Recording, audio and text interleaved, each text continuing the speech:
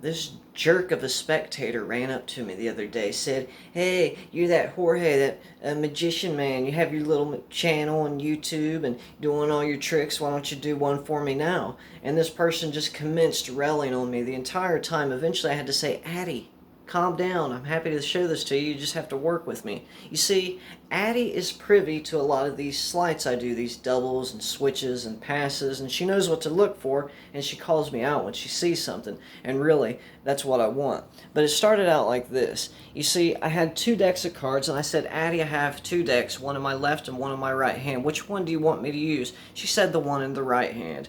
And then she changed her mind and said, "How about the one in the left?" I say, "Okay, whatever. Then take the one in the right hand and just put it in your pocket." She did just that, to where I commenced to open up this pack and use this. And I just try to focus here.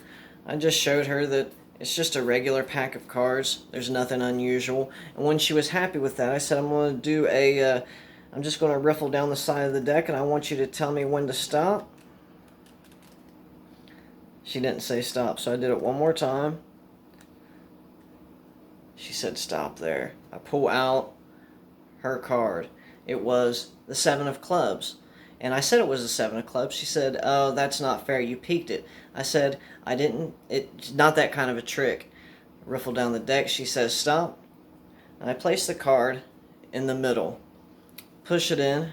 And I dribble. And I say, "Believe it or not, your card winds up on top."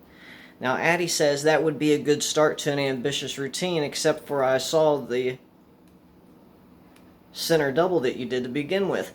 I said, "No, that's actually not what I done." After arguing a little bit, and she was happy to continue. So we did it again, and I done the same thing as before. But this time I switched it up. I pushed it in, and I immediately went into a dribble. And I saw what looked like a glimmer in her eye, as if she caught me doing something. But I continued on with my pattern. I said, "This time it winds up all the way, actually back to the top." Yeah, back to the top. This time she got a little upset because she was sure that I'd controlled it to the bottom. At this point, I normally don't perform a third phase for people, but for her, I obliged.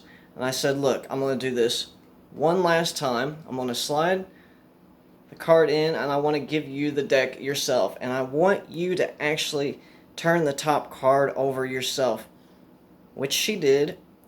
It was the Ace of Spades. It was devastating for a moment. She said, "Ha, I got you. I knew you'd mess up.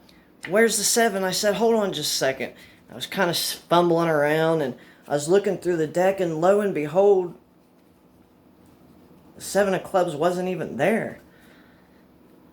I didn't even know what happened to it. She said, "Oh, that's what you're going to do. You're going to vanish it and not reappear it." And she started walking off, and I said, "Hey, that's not the end of the trick. You remember when we started, I had 2 decks of cards." And so she proceeded to pull the deck of cards out of her pocket that had been there the whole time, and she noticed something right off the bat. This is an unopened deck of cards. You could still see the little pull tab. It's completely intact.